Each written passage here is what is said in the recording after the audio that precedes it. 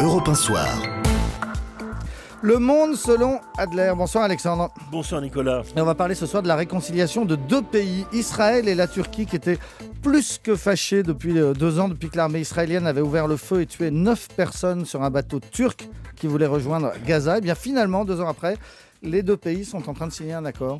Oui, c'est tout à fait, sinon étonnant, en tout cas significatif. Je dirais pas tout à fait étonnant parce que malgré le désir qu'avait la Turquie de rompre complètement et malgré le côté également très pugnace de certains responsables israéliens, surtout le ministre des Affaires étrangères, Lieberman, finalement, tout n'était pas rompu. Par exemple, les relations commerciales ont continué, le tourisme s'était beaucoup affaissé mais n'avait pas disparu, loin s'en faut. Et même, semble-t-il, les armées cherchaient à maintenir des contacts, ne serait-ce que parce que les Israéliens avaient été des grands fournisseurs de technologies avancées à l'armée turque. Alors, bien entendu, ça ne suffisait pas.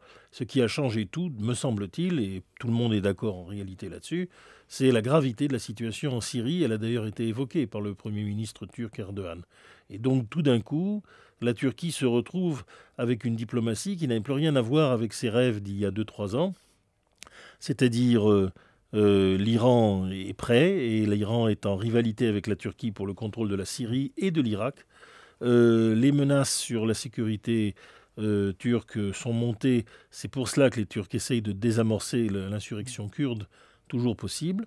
Et puis, la situation en Syrie peut amener à tout moment une intervention. Eh bien, ce n'est pas le moment de multiplier les ennemis. Et comme les Israéliens ont exactement les mêmes difficultés, l'Iran et l'effondrement de la Syrie, eh bien, les deux parties ont fini par se parler. Alors ça paraît étonnant, ils vont vers une vraie coopération militaire entre Israël et la Turquie ? Pas tout à fait, plutôt pas tout de suite et pas trop ouvertement, parce qu'une page avait été tournée, mais c'est un secret de polichinelle que l'armée turque était contre la rupture avec Israël. Et après avoir embastillé des généraux à la dizaine, avoir humilié l'armée de toutes les façons, Erdogan se rend bien compte quand même que si son sabre de bois est cassé, il pourra difficilement appeler à la charge.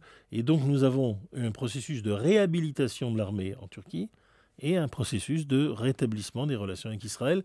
Je dirais que tout ça est d'une parfaite logique, sauf que, évidemment, on sent bien que aussi bien Erdogan que Netanyahou traînent un peu les pieds, qui ne sont pas enthousiastes. Mais la réalité les oblige. Et donc la Turquie va redevenir le seul ami musulman de l'État israélien ? À moins que, c'est une prédiction que je fais pour nos auditeurs, peut-être les choses s'arrangent avec l'Iran. Car derrière tout cela, il y a aussi que les menaces de bombardement de l'Iran s'éloignent. Il est hors de question, par exemple, que les Turcs se réconcilient avec les Israéliens si Israël continue à vouloir attaquer l'Iran. Et il est évident aussi que Obama est venu distribuer des bonnes paroles et que probablement les négociations entre l'Iran et les États-Unis s'accélèrent. Ceci explique aussi cela. Les Turcs ont moins peur d'être entraînés dans un conflit moyen-oriental aux côtés d'Israël. Merci beaucoup Alexandre Adler. Dans un instant, c'est la philosophe Elisabeth Badinter qui est l'invitée d'Europe 1 Soir.